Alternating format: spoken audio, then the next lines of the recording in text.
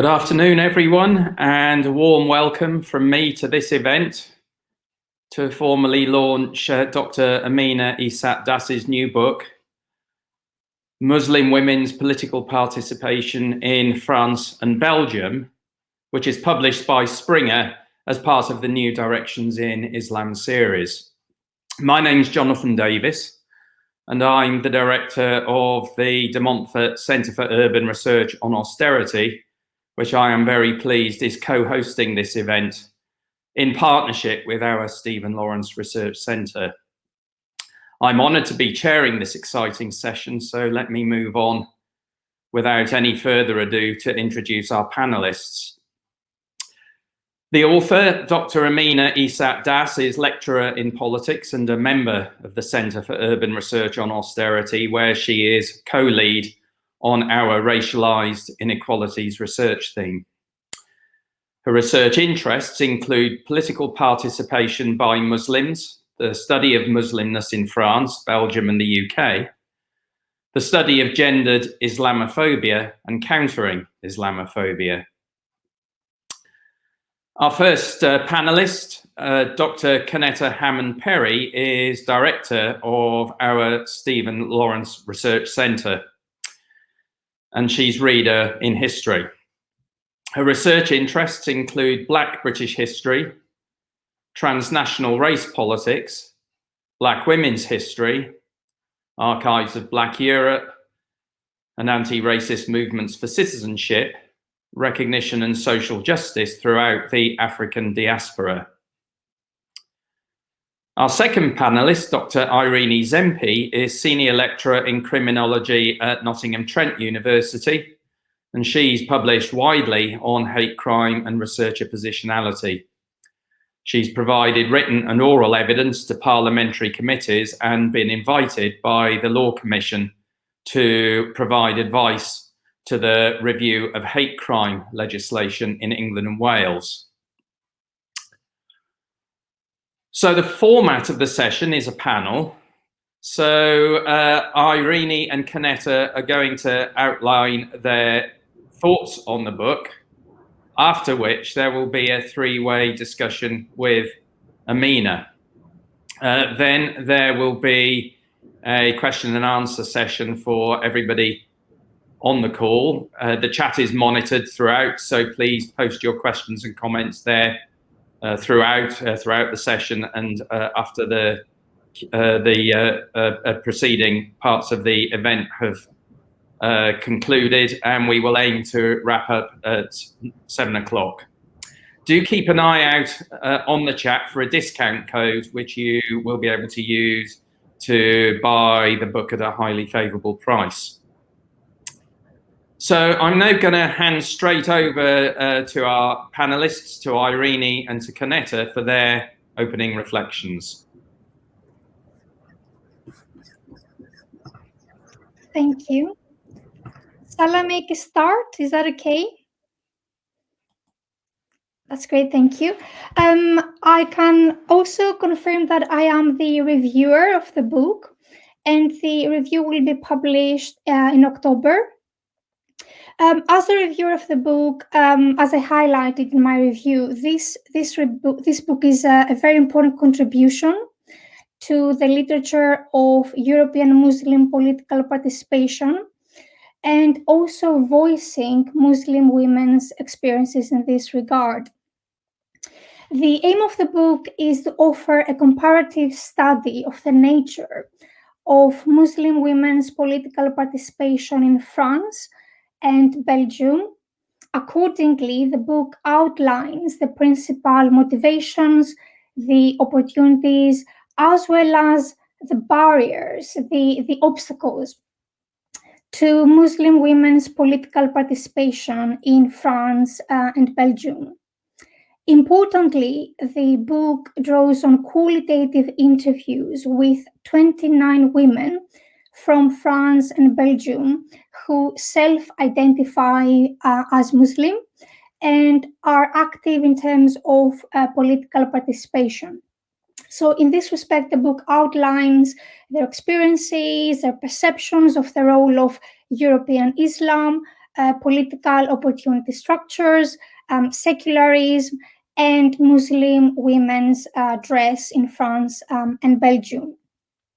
Importantly, in addition to Muslim women's qualitative accounts, the book provides the reader with an analysis of the structures and the norms in place in each case, and that really provides a comprehensive understanding of the factors that define the nature of Muslim women's participation in France and Belgium. Also relevant to my own work in terms of intersectionality. Throughout the book, Muslim women's intersectionality is central in the discussion. The book draws on Muslim women's intersectional identities in order to demonstrate the interplay between their identities with the context-specific factors which are relevant to each case. For example, in terms of shaping their experiences and outcomes with regards to political participation. For example, as chapter 4 outlines in terms of the structures in place that might be seen as barriers, some women are forced to take the headscarf off or wear a headscarf in some cases that might be seen as culturally appropriate. As well as examples of gendered Islamophobia, issues like racism, the rise of the far right, and also faith-related barriers and limited resources. These are outlined in chapter 4 specifically with regards to the barriers. Given the lack of research related to Muslim women experiences of political participation in France and Belgium, I think that this is a very, very important contribution to the literature on European Muslim political participation. And also given the book's qualitative focus, as well as the participant-centered approach, the book gives voice to Muslim women who remain invisible as active agents in general, but also specifically to political participation, both at state level and also non-state level. Therefore, the book contributes to a gap in the literature by outlining the views, the experiences of Muslim women relating to political participation, as well as highlighting the specific factors that are in place in terms of structure and norms. And this is quite relevant to my own research in terms of gendered Islamophobia. As I said, specifically chapter 4 and chapter 3, that we have an in-depth analysis of what prevents Muslim women from taking part in politics, but as well as the issues that obstruct their participation. Thank you.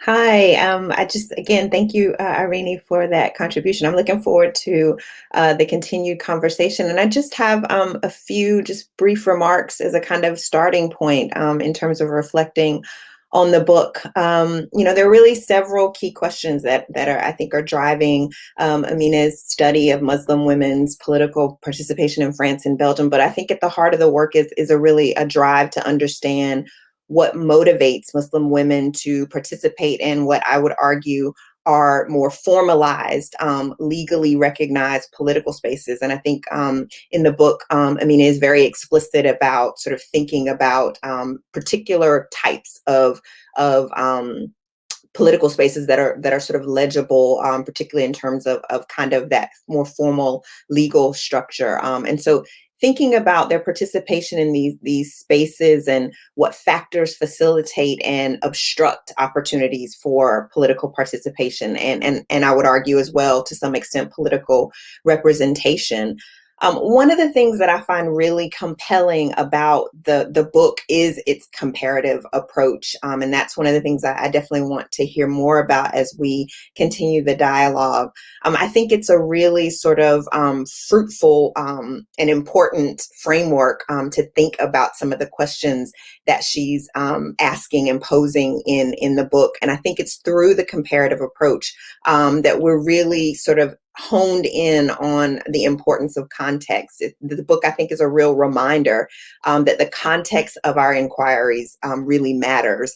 Amina shows us that ideas about what it means to be Muslim, the place of Islam in society, and state-sponsored myths about multiculturalism, egalitarianism, universalism, and secularism have been shaped in different contexts and oftentimes shaped at times contentious notions about what she describes as this contested idea of European Islam or Muslimness in Europe. And this sort of unfolded in different ways in France and Belgium. And it's really through that comparative approach that we're able to kind of see that at work in different ways, and how it's sort of shaping these routes into political participation for the women who are at the center of her study.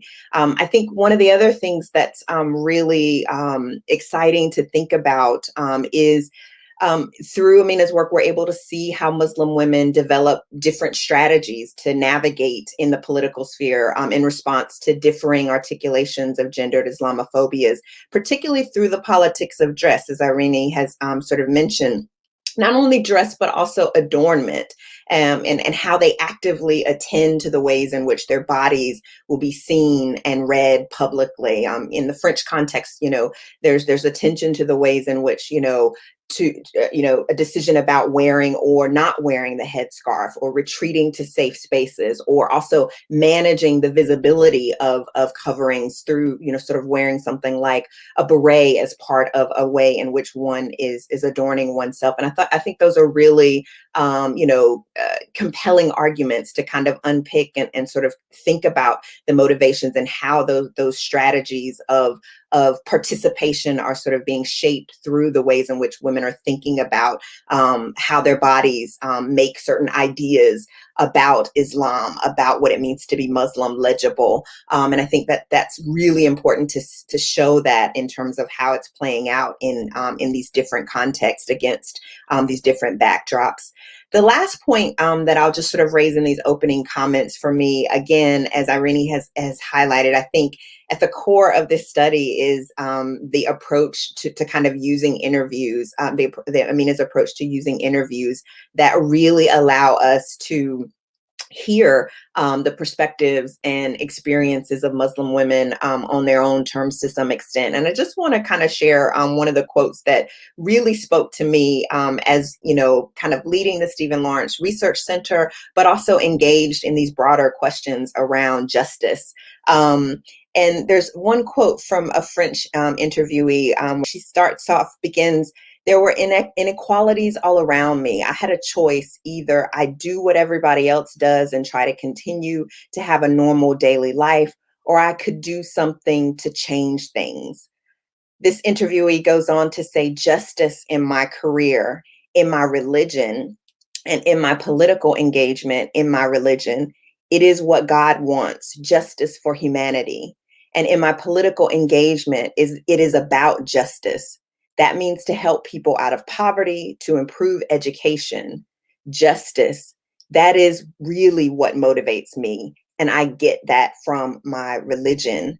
And I think for me, that quote was incredibly powerful and sort of, opened up all of these ways of thinking about sort of how we arrive and the role of religion in sort of shaping our political consciousness and shaping our ideas about what justice is and what it looks like, and then how we sort of navigate and negotiate to try to realize it through different kinds of political organizing or political relationships. And so, again, I think this study unpacks a lot of different ideas. I think it is making a huge contribution to the scholarship. But for me, if I were to sort of land on something that I thought was really opening up a really rich conversation, is this question of thinking about how Muslim women's political participation allows us another layer to get at these different ideas about justice and what we do to try to strive to achieve that. So thank you again, Amina, for a really powerful study, and I'm looking forward to this conversation. Thank you ever so much, both, for your comments. It'd be really interesting to hear any further questions that you might have and really begin our discussion around the book. So I can just kind of begin, just to kind of give us a sense of, the why behind this study, or how you arrived at this study. So why choose to study Muslim women's political participation and the particular forms of political participation that you focus on?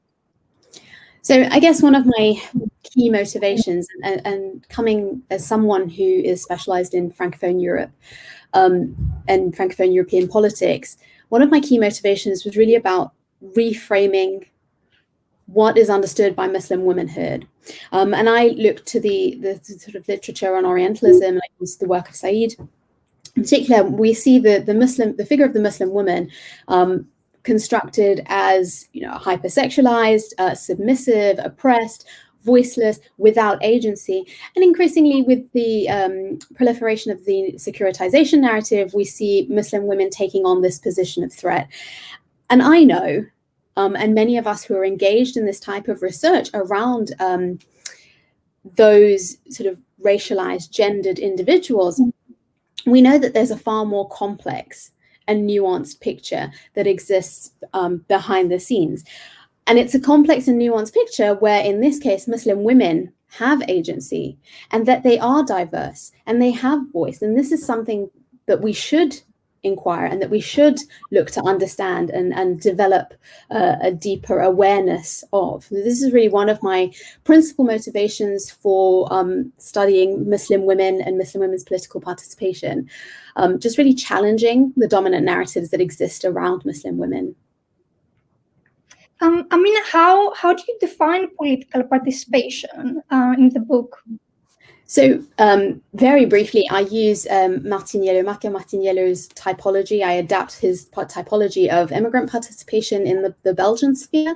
But what did that mean in terms of who I spoke to? I spoke with women who, as you mentioned, self-identify as Muslim women, but participated in politics. And their politics ranged from being engaged in sort of supranational activism. I spoke with members of the European Parliament.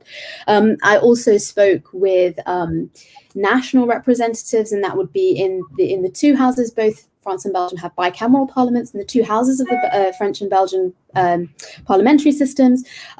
Given Belgium's federal makeup, I also spoke with those involved in federal politics, but then also more local, regional governance and grassroots activists, trade union activists as well. So really quite a broad spectrum of political participation. I didn't really want to narrow down what it should mean for these individuals. I really wanted to be driven by the women who I was speaking to themselves. One of the things that I didn't look at that would really constitute an active form of political participation was voting.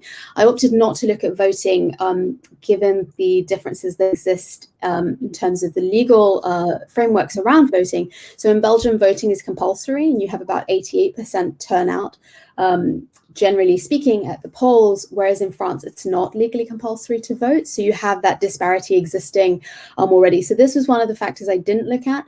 But in terms of the nature of engagement, I tried to keep it as diverse as I possibly could. Yeah. I know we talked a little bit already about, why study Muslim women's political participation, but why look at it within the context of France and Belgium? I'm really curious about why you chose those two contexts to explore some of these questions. So I guess in part it comes down to sort of my own research trajectory and career. So I do specialize in Francophone Europe more so that felt like a natural fit to me. Why France and Belgium? Why the comparative element? I do adopt sort of comparative theory, trying to do it with a sort of decolonial lens, more so, not taking things on face value. But why the two cases? So really, when I began to think about this research, there were two very stark examples that really resonated with me. So in Belgium, in Brussels, the now former Brussels regional parliamentarian Mehno Özdemir was the first woman to stand in European politics, in representative politics, whilst wearing the headscarf or hijab. Naturally, she faces and has continued to face some degree of mediatization and focus on her outward appearance, focus on her body, which is often the case with Muslim women. But it was nothing in comparison to what I was seeing going on in France. So around about 2011, there was a case that made national headlines in France. It was the case of a lady called Ilham Moussaïd standing in Avignon with the far left party, a very far left party, the Nouveau Parti Anticapitaliste, the new anti-capitalist party. So really, this is already a fringe party. It seems unreasonable that we should have a high level of political and media focus on candidates that they field in elections. The factor that drove this national political hysteria and this high level of mediatization was the fact that Moussaïd wore a headscarf. And therefore, this somehow warranted intense scrutiny over her body, her vestimentary practices. And not only that, there were calls for the leader of the party to step in as though somehow there was this sort of paternalistic control that was at play. And I saw these very stark differences. The situation was not great in either case. There were problems in both cases. But comparatively, you had two quite different experiences for Muslim women on the outside going on. So this was really the sort of the anecdotal background of what I was seeing, what I was witnessing at the time. Also looking at the evidence, so a scholar called Abdulkader Sino has done a quantitative review of Muslim political representatives at the national level.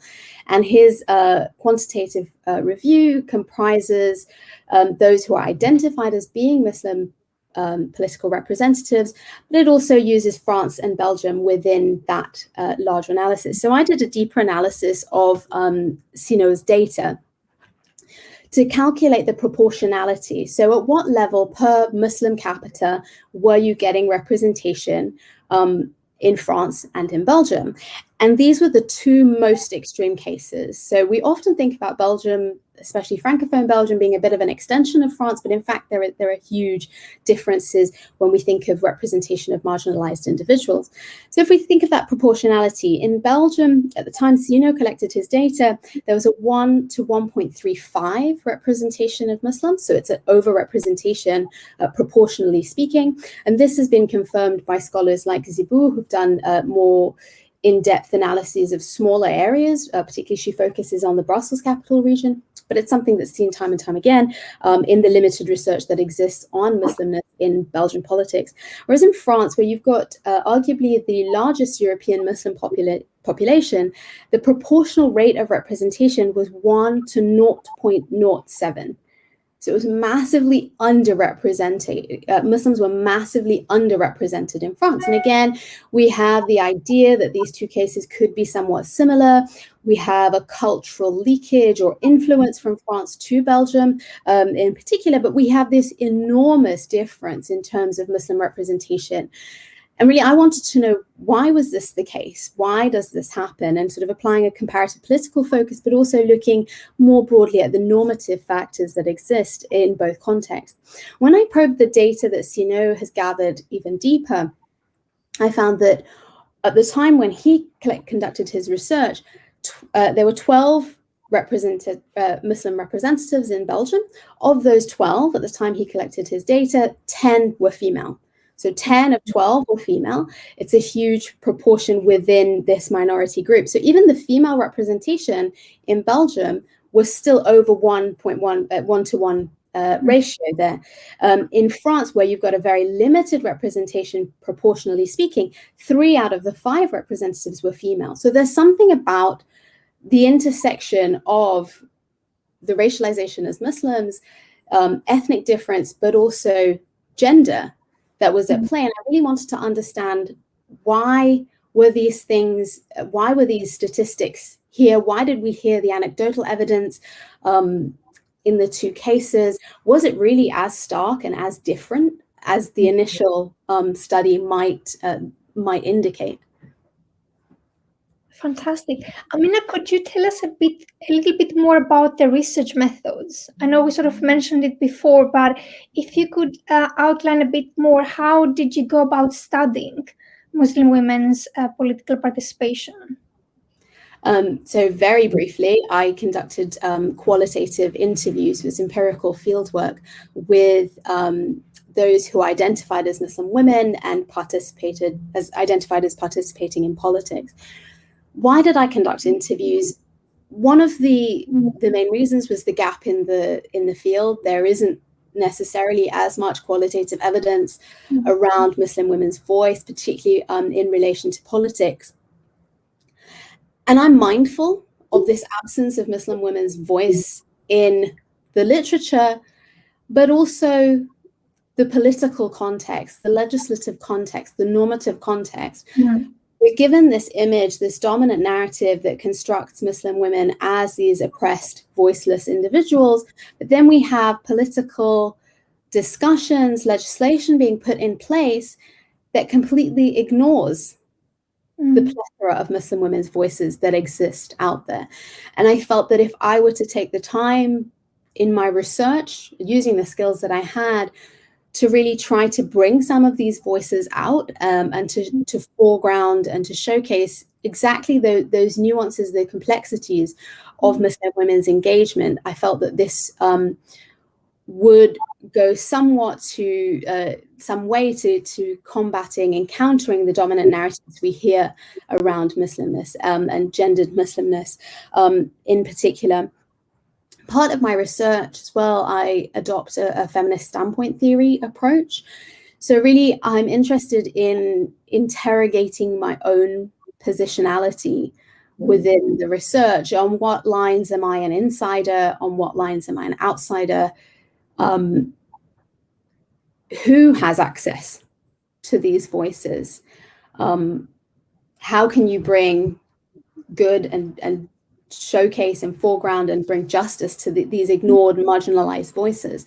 So I'm not French or Belgian, so that was definitely an outsider thing. But being a woman of color, a Muslim woman of color, there were different facets of my identity where we had things in common. And I know that I'm very fortunate to have had the opportunity to speak with these Muslim women who participate in politics in ways that other people might not have been able to do so. So I recognize that privilege, that they gave me their time, that we had the space to speak about the sort of the nature and their experiences of politics. But yeah, broadly, I conducted 29 interviews with Muslim women in France and in Belgium, and the focus was really on self-identification as a Muslim woman, self-identification as participating in politics as well. And then from that, I try to use as many of the quotes as I can within the book to really bring forth some of those experiences in ways that some of our research doesn't always get to do. So I recognize how lucky I was to be able to do that. Yeah, I was just going to say, just sort of drawing a bit more from that, that idea of actually, featuring the voices of women as part of the analysis. So the book is kind of organized with 3 analytical chapters that are looking at the motivations, opportunities, and barriers for Muslim women's political participation. But, if you were to say, sort of based on your work, what would you say motivates Muslim women to pursue, participation in these more formal political arenas where the idea of Muslim womanhood is not something that is often, something that would actually not have the people that are being discussed and legislated and part of the political debate would actually not have them, at the table at all. What would motivate women to actually want to enter into those spaces that I would argue are really constructed, particularly in France. And I think it really comes through in much of what you talk about in France, very hostile spaces. So what would you say, is that motivation around that? So really, in terms of the motivations, I think one of the things that struck me was that the motivations to participate in politics were as diverse and as varied as the women themselves. Within that chapter, I try to look at what really differentiates these women from other women who participate in politics. And I figured that it was their Muslimness. So Muslimness as a differentiating factor. So I wanted to understand, did anything around this Muslimness and their hybrid identities, did that motivate them to participate in politics? So some of the work that I did around understanding their motivations was to understand whether there was an impact of Islam within the two contexts, broadly referred to as European Islam. So in the French context, when I tried to inquire about this, I was met with perhaps as a Brit, what we might not expect, understanding that hybridity to talk about Muslimness in France, or an Islam in France, or an Islam of France, was met with a little bit of shock, perhaps, but also a little bit of frustration. One of the interviewees, she describes it as a McDonaldization of Islam. To have an Islam of France is to have a McDonaldization, a commodification of Muslimness and Islam in France. And she goes on, she says, if a French Islam is created, it's going to be an accomplice of the imperialist state. And this really got me thinking, this is very questions about Muslimness in France and about hybridity in France. It's twofold. On the one hand, understanding this differentiating factor as a motivating factor must be understood in the French context within the context of French assimilationist norms, right? To be French, one must fulfill a very strict, narrow set of criteria. So the idea of hybridity that exists within, for example, in the UK, but also more so in Belgium, it doesn't necessarily exist in the same way. And to talk about this hybridity in the French context evoked a colonial memory for many of the women I spoke to, many of whom didn't directly live through colonization, but were the descendants or their parents had lived directly through it. And the idea of this imperialist state.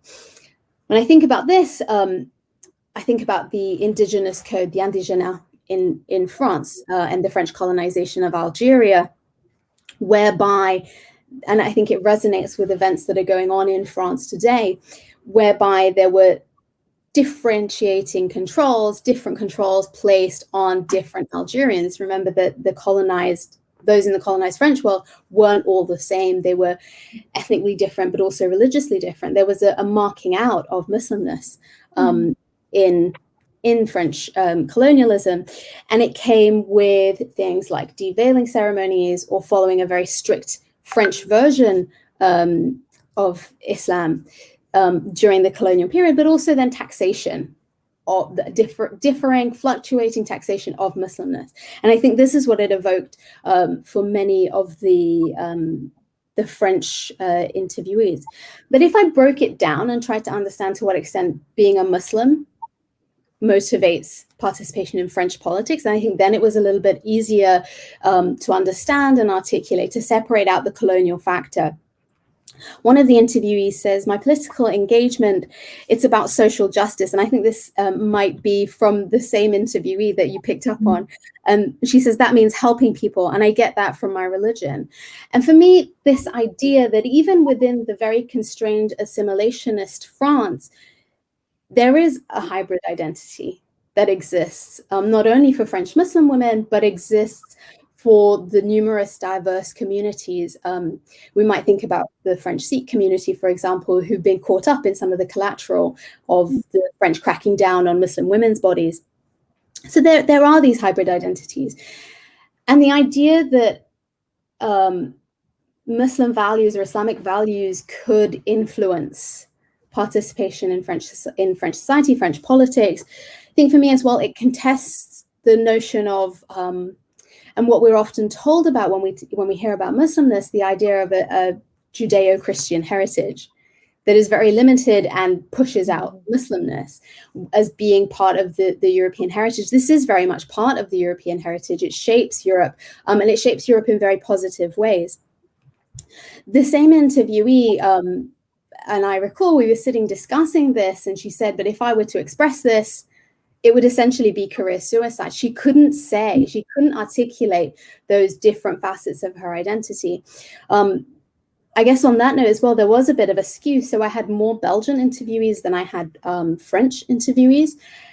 And for some individuals who would be recognized as French Muslim women in politics, they did email back saying, I can't identify openly as a French Muslim woman who participates in politics. So it really shows the level of constraint that exists within the French sphere around this potential factor that could motivate the women differently.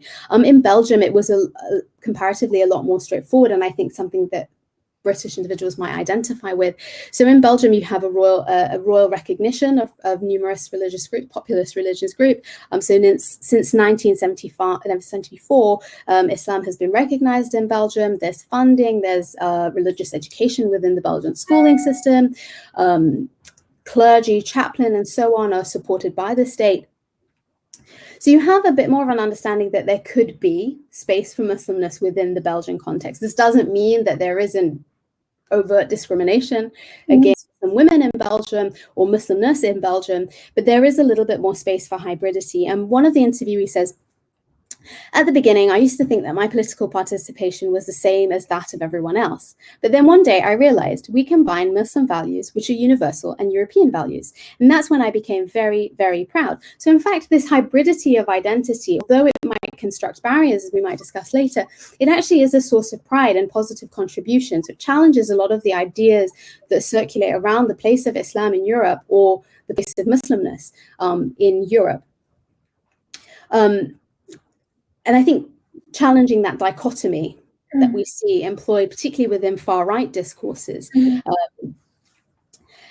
Beyond all of that, in terms of their broader motivations to participate in politics, they were shaped by the nature of engagement that they were pursuing. So sometimes it would be social identification. But then I used Hands Beyond the Self book to kind of help me understand this. There were also more altruistic motivations around social justice, and really then their experience, and that other people might not necessarily have to experience the same sort of things that they have. So in terms of experience, there are two particular examples that spring forth from the French context. So one of those being here, I can just look at the quote now, really pinpoints their age, the time in which they became involved in participating in French politics. One of the interviewees says, in 2002, it was my first year of high school and it was the election year. If you remember, in France, Jean-Marie Le Pen advanced to the second round of the presidential elections. That was quite a shock for my generation to see Jean-Marie Le Pen at that level. And we actually went out onto the streets and participated in demonstrations to call people to vote for Jacques Chirac and to be a barrier to the far right in France, to prevent them from being heard, them being the far right. So you have this catalyst of their experience and them not wanting other people to go through that, but also to limit the spread of injustices and inequalities in the French sphere. Another one that I think we might talk about a little more later, another interviewee says, so I began to participate in politics around 2002, 2003, at the time the headscarf affairs began. I began to participate in an organization. It was formed to fight against the law that was going to be voted in March 2004. I was an active member of many organizations. We were like the antithesis of Ni Pute Ni Soumise, which is a very well-known organization in the French context, but one that tends to speak out against Muslim women's freedoms and particularly their freedoms of dress. So that very much the experiences that they go through motivate them to become engaged in politics. One of the things I saw in both France and Belgium was, and this is something that exists in the literature on political participation more broadly, was the idea of efficacy. So whether it was your experience or things around social justice or groups with whom you specifically identify, the women in both cases were very much aware that this would be fruitless if they were not effective. One of my interviewees says, when I look back at my political engagement in the French political sphere, at one point I'd become so deeply disappointed and I couldn't see how I could change things by my being involved in a political party.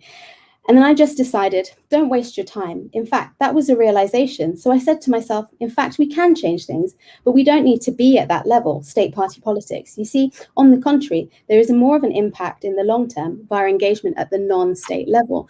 So the idea that one could shift the nature of one's engagement, but it would have to be one that was meaningful and effective. So really quite broad. Quite shaped by their Muslim identities, but also their identities as women, their identities as often coming from racialized groups or younger people.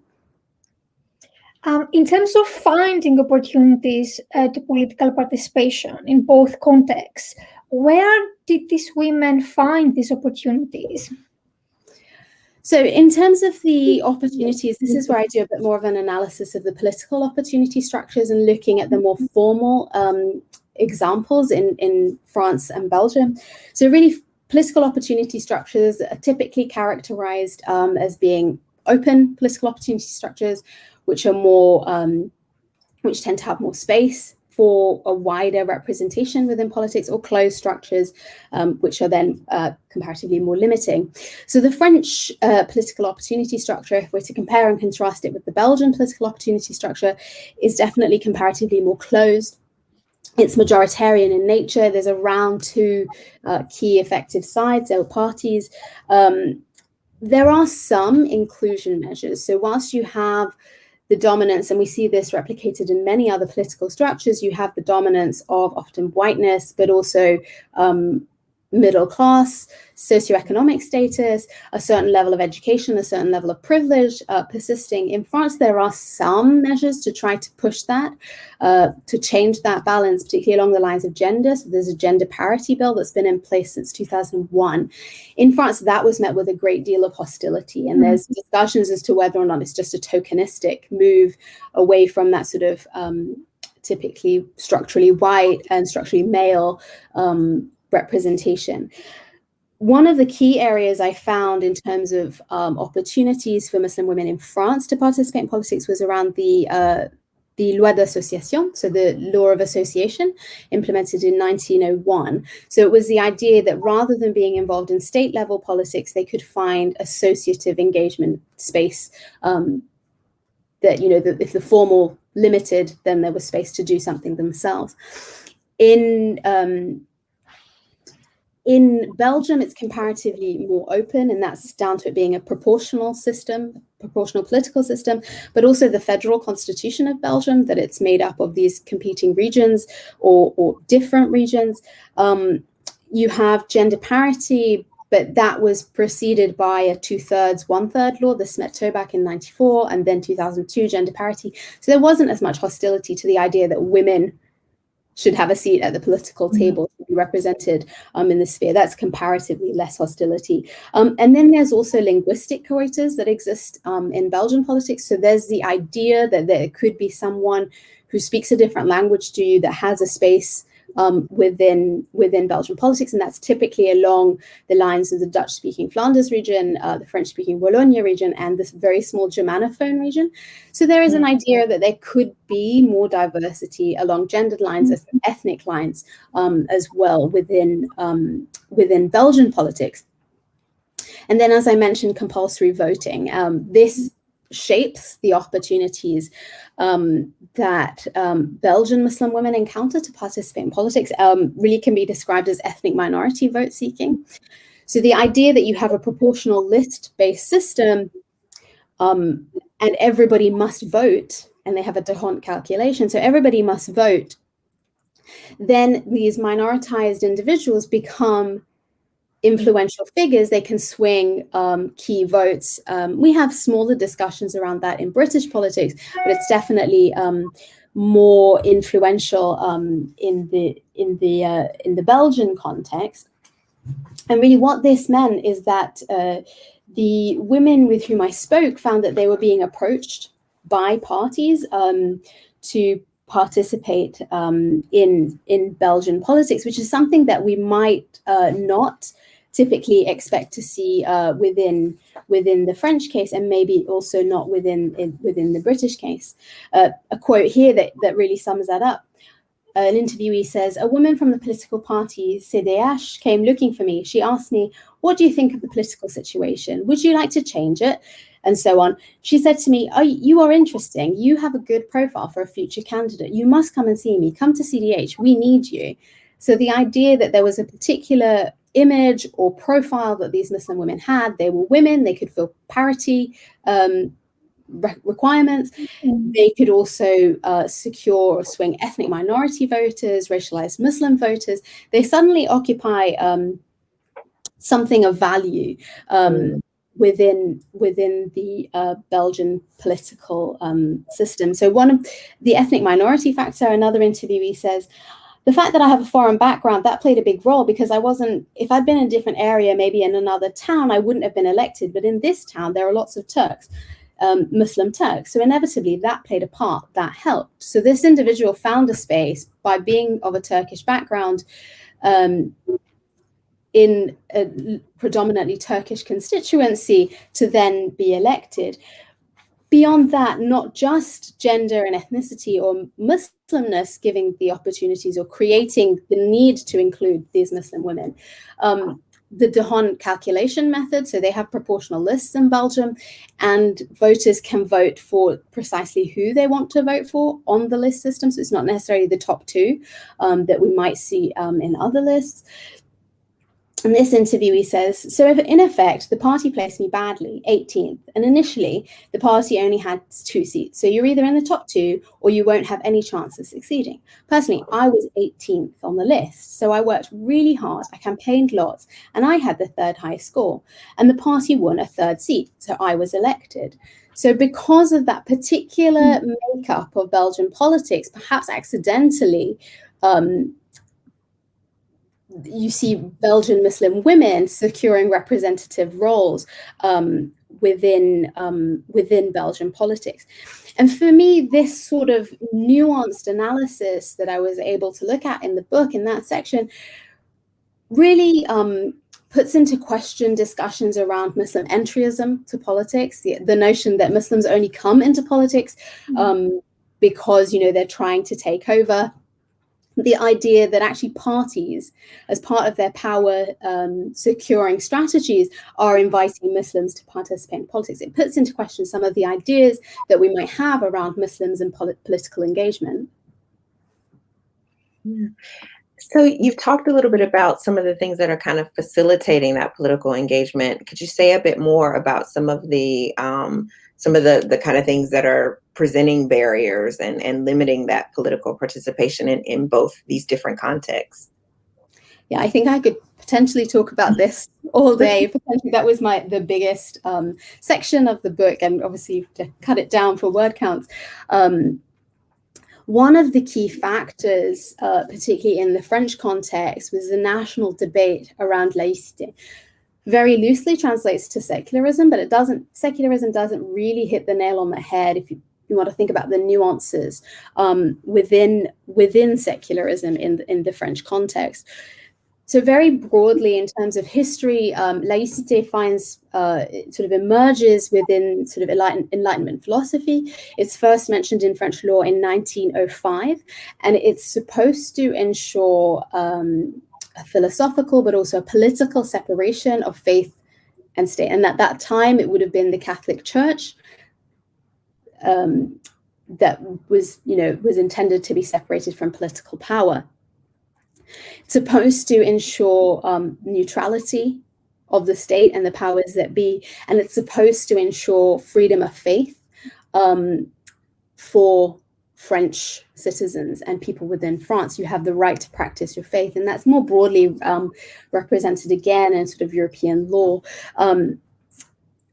But there tends to be general consensus, both in the literature, but also with the women with whom I spoke, that this is not necessarily, we're not necessarily seeing this 1905 Enlightenment philosophy, freedom of faith type movement around laicity anymore. It's very much enshrined within the national imagination and identity. It's central to Frenchness. But now it's more about, and it's described as a combative laicity. It's a laicity that exists in opposition to French Muslimness. It is employed as a means of implementing gendered Islamophobic legislation, but also creating national hysteria around particular bodies within society, often Muslim women's bodies in society. So clear examples of that would be the 2004 Loi Stasi, the Stasi law, which is justified against a backdrop of laicity. And it talks about not having ostentatious faith symbols. That's incredibly vague, but ostentatious faith symbols in schools. And then you find that certain faith symbols are permitted, but apparently the hijab or the headscarf is too ostentatious, and therefore these young girls who wear it must be removed. Coincidentally, there is a Sikh population in France, and often baptized Sikhs will wear the turban, and it was almost like these Sikhs were collateral. In all of that, it was like France didn't realize they had a Sikh population, typically residing in Bobigny. But you see the direct targeting of young Muslim girls, the deprivation of not only their present education, but also their abilities to project themselves into the future. If you don't have an education, you can't work, you can't participate in politics, you can't equip your family with certain skills, and so on and so forth. So actually, it's not just a current limitation, it's a much broader limitation of Muslimness in the French future, the French imagination of the future as well. Laicité is evoked in the 2010 Loi Anti-Niqab, the Anti-Niqab law, or the law against concealing one's face. I'm not sure how that law and all that secular debate that circulated around it and debate around security now sits when we all wear medical masks when we go out into public. Is it now still threatening to cover one's face when actually we need to ensure our survival? But that was really centered around laïcité. So in France in 1989, particularly onwards, you have debates around young Muslim girls and what they wear to school. When those debates were really centered on laïcité, then they began to gain traction and legal ground. So laïcité becomes one of the key factors that limits French Muslim women's engagement in politics.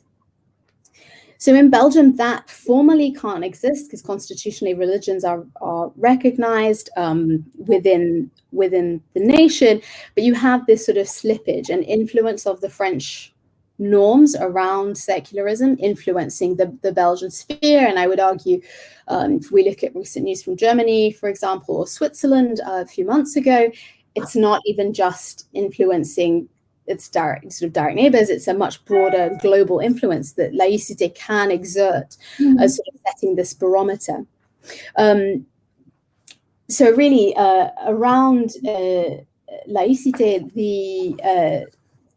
the French interviewee changed and transformed to being a prohibition of practicing religion. And they're in the process of changing it, they being the state. They're making it devoid of its 1905 origins. So they're very conscious and aware of this change that's existing and the way in which it influences their presence within society. And we see this sort of slippage into the French context.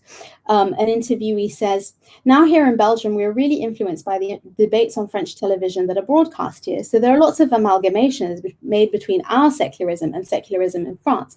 That is wrong on the part of the Belgians. That is wrong because it confuses secular principles in the way it is lived there in France against Muslims. So there's really this idea that it is something that is shifting. It is framed as a sort of a legal done deed, and therefore, contesting it in any way is something that is wrong inherently on the part of these Muslim women. So really within that framework, and if we think about the 2004 law, the headscarf becomes one of these principal barriers. So in the French context, an interviewee says, "For me, it's obvious that Muslim women who wear the headscarf, that's the obstacle. The headscarf has really become a challenge. So I think not wearing the headscarf has helped me." And this individual was able to participate in a much more formal level of French politics. But as you mentioned earlier, Kanetta, these women are able to manage. I think both of you touched on that. They are able to manage and to adapt their visibility in terms of the headscarf and in terms of these debates around laïcité. One interviewee says, "Because of laïcité, when we're in power, we have an obligation to be neutral. For them, that means neutrality of clothing. So I manage it. I don't wear a headscarf. I cover my hair with something like a hat, with a beret, something culturally French." The idea that one could really play with these normative structures around what constitutes French dress or a French body and legislation and the sort of tied up notions of correctness or morality that are within all of that. And I found that to be particularly interesting. But in France, you might expect, perhaps sort of a common sense view, you might expect that the headscarf limits formal politics, so national representation, local representation. But I actually found in France, which was somewhat surprising, it's not only within these formal representative roles where there's often a salary attached and so on. It actually it shapes French associative politics. So the idea that even if you're doing something voluntarily, you're doing it for free, you're giving up your time to act on these principles of justice and change and equality. These French women still face barriers. An interviewee says, in the associations in which I participate, there are Muslims and non-Muslims who address the question of Islam and Islamophobia, but it depends on the organization. There's an organization that clearly states they don't accept Muslim women who wear the headscarf.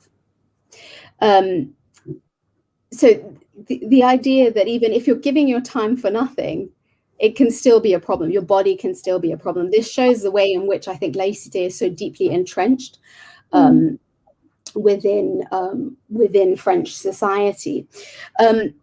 This definitely has an influence. So the idea sort of around dress and so on, it definitely has an influence in the Belgian context. But I think it depended on the region. So Muslim women's dress is more or less influential depending on the Belgian region. So this reminds me of the case of Leila Azouzi, who continues to be an effective political agent, but less so in Belgian local politics where she encountered issues. And this interviewee sums it up quite nicely. She says, "We have two examples here in Belgium. We have a woman who wears the headscarf. Her presence is heavily mediatized, and she was elected with the CDH to the parliament. She adopted the headscarf. I mean, she wore the headscarf since she was elected. And then we have one woman who was active at the municipal level in Verviers. She was elected without a headscarf, and then she put it on. She was excluded from the party. That was also in CDH. So there's this kind of shifting. And the first example is talking about Mahinur Özdemir, who stood in the Brussels region, where there's a much higher concentration of Muslims. And then you have these more peripheral regions like Verviers, where there can be this sort of playing with an exclusion of Muslim women in politics. So dress is definitely a huge factor. It's comparatively more influential in the French context, but that influence has traction and it almost sets that barometer in Belgium, but potentially globally, I would argue. Then you find perhaps the more well-researched or well-understood barriers that racialized and marginalized individuals encounter, and that could be around their ethnic difference, but also their gender. And I also found that you know, this was still more marked in the French context, and that the French context adopts these sort of more broader global narratives, particularly this example around sort of the securitization of Muslims and the amalgamations with terror.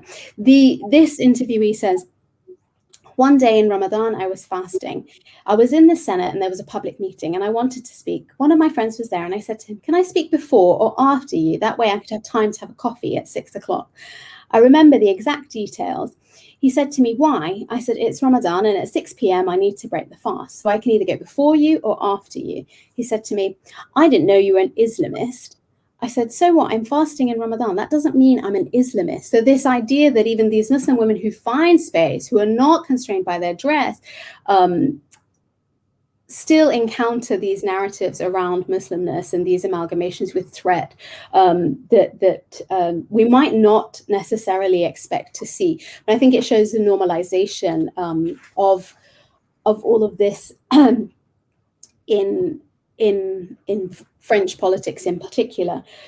One interviewee says regarding the sort of ethnic difference, gender difference, she says, to exist in the French political sphere, you must be French without your personal particularisms and therefore negate all the complexities of French identity. What's more, and it makes me a little bit mad, is that those who physically represent the complexity of French identity aren't allowed to show it. On the contrary, one must be more royal than the king. So it's this really limited, constrained idea and space that influences French Muslim women and the barriers to participation that they might encounter. As I mentioned before, in the Belgian context, you have these opportunity structures whereby Belgian Muslim women become potentially useful as a means of securing power. In terms of a barrier for Belgian Muslim women, the fear of instrumentalization really shaped some of the limitations to their political engagement. As this interviewee says, there are lots of political parties who invite me, who wear the headscarf to their party, who invite me to represent the party. They allow these women to stand as candidates, but when it comes time for her to take on her political responsibilities, to serve in post, they say yes, but without the hijab. So you kind of see the sort of barriers that they're facing, that yes, they're useful, but in fact, the risk of instrumentalization shapes and limits their engagement. I think on the whole, I found that there were sort of numerous and intersecting barriers experienced by Muslim women stemming from their hybrid identities. I know you touched upon the legal context, which I refer to as institutional Islamophobia in my work. Could you talk a little bit more about this context? For example, girls under the age of 18 being banned from wearing the headscarf. Also, mothers are not being allowed to wear the headscarf when they take their children to school. So what are your thoughts on that? Yeah, so that I think that refers to some of the more recent developments in France that follow the publication of the book. So in recent months, we've seen Macron, his party, calling for a separatism bill, so around controlling the practice of Islam and Muslimness in France. That takes us almost full circle back to the sorts of discussions we were having earlier. Some of the more obvious and gender forms we're seeing are around the control of Muslim women's bodies, particularly young Muslim women's bodies or Muslim mothers. Around the sort of the separatist bill, I think this feeds into key debates. It feeds into securitization narratives, and that the idea that Muslimness must be regulated, that Islam must be regulated and is other within the European context. But one of the key things I think is important to remember when we talk about the securitization narrative is that it might be Muslimness that is initially being controlled within the European sphere, but in fact it limits wider societal liberties. It limits freedom for most citizens. The second thing that feeds into the separatist bill that's being discussed in France at the moment, for me, is around history. And I think history is crucial. If we want to understand the present, we must look to the past. In the very recent history in France, so prior to Sarkozy being the prime minister, the president of France, he created the Conseil Français de Culte Musulman, the French Council of the Muslim Faith. This was something whereby Muslims on the ground didn't identify with this, didn't agree with this. Those co-opted very much towed the party line. They promoted a view of what French Islam must be like, in line with what the state deemed to be acceptable. And I think it feeds into these good Muslim, bad Muslim narratives. So this is the recent history. You have these structures of control that are implemented. And I must say that the CFCM, when I was conducting the research, they had no women representatives. And I think that speaks volumes around the issues at play. And that's against the secular backdrop, right, where French faith and state are supposed to be separate. The more long-standing history for me is rooted in colonialism and the indigenat, the sort of codes, the legislated codes to regulate Muslimness. So I think here, and I talked about that taxation, the fluctuating taxation on Algerian citizens who were colonized. For now, if you're found to be in contravention of the separatist bill, there is a proposed 70,000 euro fine. So who defines all of this? It's incredibly arbitrary, but you see this monetary control also being exerted on Muslimness. And I think there are similar financial controls on the niqab bill, for example, the face veil bill. So this is the kind of recent and longer standing history around the separatism bill. Around the hijab controls, the new hijab controls, these are very much not new.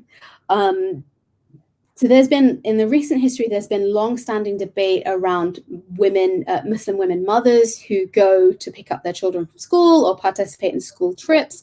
So you've got activist organizations that are participated in by Muslim women, but also non-Muslim French women, around sort of groups called Maman Tout Égal, Mothers All Equal, who've been active for a very long time. You have things like the Châtel Circulaire, the bill prohibiting women previously. So this is really like, it's been going on for a while. The controls of young Muslim women, for me, one thing that really is quite contradictory, I think, in all of this. So in France, the age of consent is 15. So we know at 15, people have autonomy and agency to do with their bodies as they please. Why then, until 18, you can't cover your body? This smacks of hypocrisy, contradiction. It's paradoxical. It doesn't make sense. And I think for me, it shows that this is not about liberating, and I use Spivak a lot in my work, the idea of the white man saving the brown woman, right? It's not this. It is about demonizing Muslim women's bodies in societies. And then I think back to the colonial context where you had, under the Indigenous Code, you had things like deveiling ceremonies, posters that would circulate, "Are you not beautiful? Remove your covering," right? So somehow if one covers, it's a sign of not being beautiful or not being quite right. And I think of Fanon, and I was reminded of this recently in an event I participated. Fanon writes about Algeria in his book, in his chapter Algeria Unveiled. He writes, "The Algerian woman who sees without seeing frustrates the colonizer. The European faced with an Algerian woman wants to see. He reacts in an aggressive way before this limitation of his perception." And I think here, if we think about the racialized Muslim, the Muslim woman in France is the new Algerian woman in colonial France, right? And I think that her body, her covered body, frustrates. Here it's the European, now it's the French state is frustrated. She is not complying with what the French state deems to be civilized. And we think about that civilizing mission that underpinned French colonialism. So here, where you have the racialized Muslim figure that is quite frankly frustrating and annoying the state. And I think that their very existence, and something that really struck me through the book, through conducting the research, their existence is resistance. That they are incredibly resilient women, and that their existence is a decolonial act, right? It is sort of pushing in the face of what the state says they should or shouldn't be. It's contradicting all of that, and I think for me that's incredibly powerful. So yeah, I think the new discussions, sort of 2020, 2021, they're definitely not new in France. It's just a changed nuance. It is long rooted. It is part of if we think about identities being constructed in reflection of the other, this is just a continuation of the construction of the French identity. Just really quickly as a follow-up to that, I love Irene's concept of institutionalized Islamophobia, and particularly in terms of thinking about how policies are operating, to have this disparate impact through a kind of lens of egalitarianism, and all of the, that it's sort of not explicitly this, but we know what the impact is all about. But do similar policies exist in the Belgian context? Yeah, so since the publication of the book last summer, Belgium has federal politics. You have federal policy in Flanders and Wallonia. There were bans on Muslim women wearing the headscarf in HE. So at the same time, Belgium was experiencing its own Black Lives Matter protest in conjunction and sort of solidarity around all of that. And this is before we even begin to think about the Belgian atrocities in the Congo, Rwanda, Burundi, and so on. There was also contestation of controlling Muslim women's bodies in the Belgian context.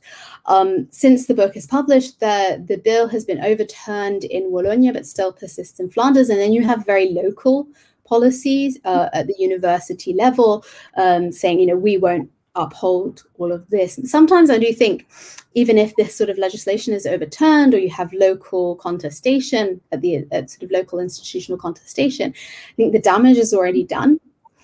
It's introducing the idea that this is normal within Belgian society, let alone French society.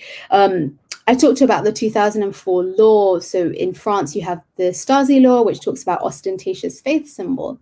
In the Belgian context, where constitutionally religions are recognized and you have religious education provision, for example, in schools, you have in Verviers the local governance saying ostentatious faith symbols are banned. So at a very, very local level, you're getting these replicas. So France and now Belgium, they don't exist in silos. They're very much part of this globalizing gendered Islamophobia, but also, the broader racialized, gendered prejudices that we increasingly encounter. Fantastic. Thank you, Amina. Shall we take some questions from the audience? I know I do have another burning question, but we can cover that later if you like. My question is about the impact upon the UK context. But shall we cover that later maybe? Shall we take some questions from the audience first? Yeah, sure. I think Jonathan's going to join us as well. Fantastic. Okay, well, thank you very much for a really quite gripping discussion, which I've enjoyed very much. We have some questions. A first question from Sally, which is for Amina. Can you tell us more about how you define political participation in your research?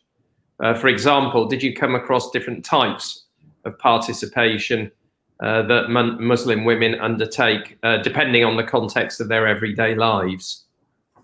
Yeah, thank you, Sally, for your question. So I tried to keep the definition of participation quite broad. I used some of Marco Martiniello's work, which originates from the Belgian context. But really, I tried to ask the women what they were doing. And I found that contextually driven factor, not only within the context, the comparative context of France and Belgium were important, but the different contexts of their own lives. So you'd have women, for example, I spoke with an MEP who was obviously very active in her role as an MEP, but still found time to participate in anti-racist marches, very much at the grassroots level, and was a key player there. Quite formidable how she found the time to do all of that sort of stuff. But yeah, the context definitely shapes the nature of engagement that they pursue. And I tried to leave it quite broad to the women, but it was more about this sort of more, on the one hand, formal structures, and then grassroots associative, which is enshrined within both the French and Belgian context. You know, you have the space within the legal frameworks there for associative engagement, and not forgetting trade unions as well. So colleagues, don't be shy. Please do write your comments and questions in the chat. We've still got a good bit of time left. So another question from Sally. Can you tell us more about how you define political participation in your research? Did you come across different types of participation that Muslim women undertook depending on the challenging context of their everyday lives? Did we answer that question? Sorry.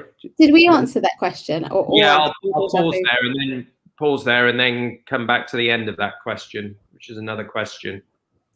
Yeah, so I think my answer to that would be the context was hugely important. And I think that's very much reflective of the diversity of who we all are, right? And I think that what we do and our activism and our engagement, but also the very personal structures of our life, are driven by our diversity.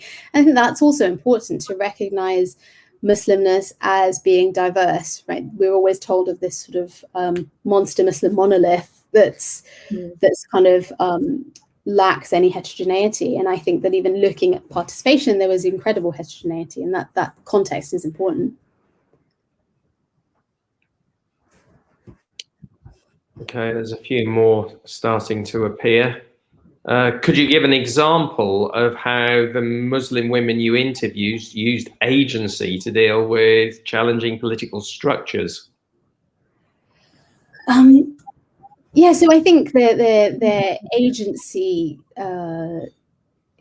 was key, I think, even in their pursuing politics. To be active and involved in politics, you know, you've got to have that sort of sense of agency, but also something that you intend to pursue. And I think that maybe Kenetta and Irene can talk more about this in their work with racialized individuals. Their agency comes through, right? It's not, I think, maybe within the context of politics, but also everyday life. It's something that's there. Yeah, I mean, I was really just sort of struck by your comment about when you were sort of talking about one's existence actually being a political act in and of itself, because it's literally itself resisting a narrative that the state is trying to tell about itself, and the nation is, and sort of a kind of rendering of history as well, I would argue. And I think that's a sort of really compelling way to think about the different layers through which we have to kind of frame what we mean by the political sphere, and what politics looks like, and how it's practiced and enacted. And I think, you know, the idea of having an awareness of the ways in which your body, your presence interrupts, you know, what certain spaces are trying to do, or are constructed to do. You know, again, those are part of the joined up ways in which, you know, and those oftentimes aren't disconnected from, which I think your study brilliantly shows, disconnected from the ways in which, you know, people think about their motivations for entering more formalized, legally sort of visible political spaces. So, like I said, that was really compelling. There was one example as well where someone was, you know, sort of telling a story about listening, you know, that politics was around them all, you know, growing up. Like, you know, they, you know, remembered listening to discussions amongst their parents, and, you know, that sort of, when they were sort of talking about their narrative into a much more formal political space. So again, I think, you know, the everyday, right down to one's literal existence, and everyday survival is not sort of disconnected, and it's I would find it difficult to disaggregate all of those things. But I think your study also shows that in the ways that the women themselves sort of frame these narratives about what political participation means. And also, I think that these women refuse to be silenced, and they adopt specific strategies to overcome the barriers, the obstacles, and they are very successful in doing that. And I think they're really, really empowered and real models, not just for the Muslim community, but for all women. Because some of these barriers are not just about, being Muslim, and then you talk about intersectionality in your work. It's about age as well, for example, which came across in terms of barriers. So yes, they refuse to be silenced, and they use agency in terms of finding strategies to overcome any barriers, and they successfully do that. I think that's something I found really interesting, the idea that they wouldn't be stopped by these barriers, the idea that they would continue because what motivated them far outweighed anything that anybody or any state or any legislation could tell them. And really, the idea of justice, as Kaneta mentioned before, I think that was so powerful and humbling as well.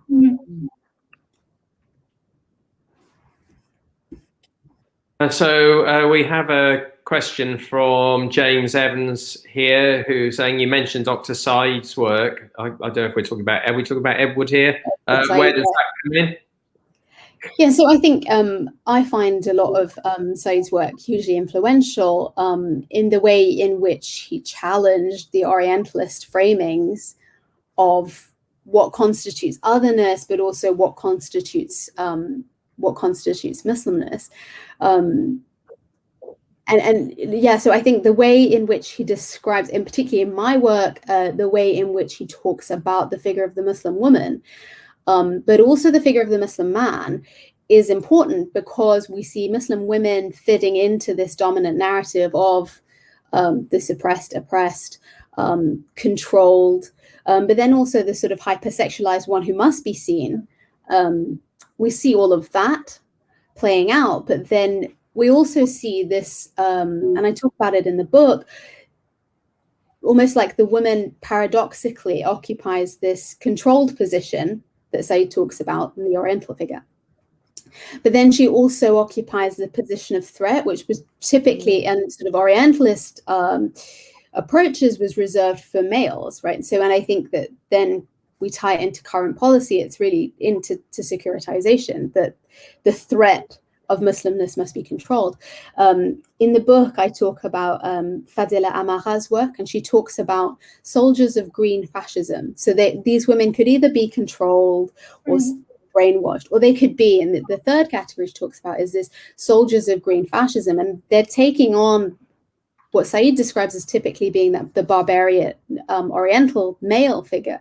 You see that the Muslim woman slips into this as well, and it's very paradoxical. It doesn't make sense that one could be voiceless and without agency, but then also pose violent threat to the well-being of society. And I think it shows then, the foundations of it all, they start to crumble, the way in which gendered Muslim figures are constructed.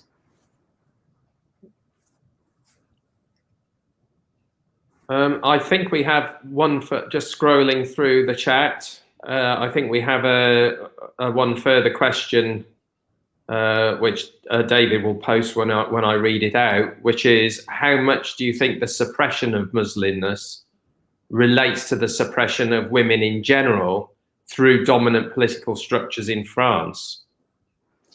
Absolutely. I think that it's very much entwined within what I would argue is a broader culture of misogyny that exists within politics, and French politics is no exception to all of this. So if we think about the parity legislation, and people like Murray have written extensively on this, the way in which, the hostility with which it was received, the idea that on the small list-based elections in France, that there should be 50% women.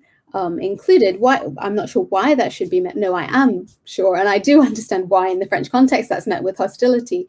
But the very fact that it was, and then the analysis that Marie's done afterwards around, the extent to which this was just tokenism.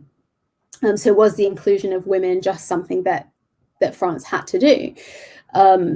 So I think very much in France, it is part of the broader cultures of misogyny. And I think there's this growing work that looks at those intersecting lines of racialization, faith, and also misogyny. I'll do a little plug now. Irene and Dr. Jo Smith have a book forthcoming looking at misogyny and hate crime, that in which I have a chapter that I sort of begin to unpack some of this crossover with sort of broader misogyny and the specific type of gendered Islamophobic misogyny that Muslim women face. But I would say very much it ties into the broader culture of less acceptance of women's voices, even within the French sphere. There's a book by Raylene Ramsey, whereby she looks at French politics, but I think we could apply it more broadly. For women to survive in French politics, according to Ramsey, you must either be the Iron Woman, and we might think of people like Thatcher in that context, or you must have legacy. And I think Le Pen, the Le Pen dynasty kind of shows this, that, Le Pen Jr.'s political credibility comes from her father, maybe, if you take Ramsey's approach. And then the final category is that this sort of hypersexualized figure, people like Ségolène Royal in the French context, where, she was a very credible political figure. The length of her dress or the size of her heels was still the focus in French politics. So very much, I think, the experiences of Muslim women tie into this broader culture of misogyny in politics.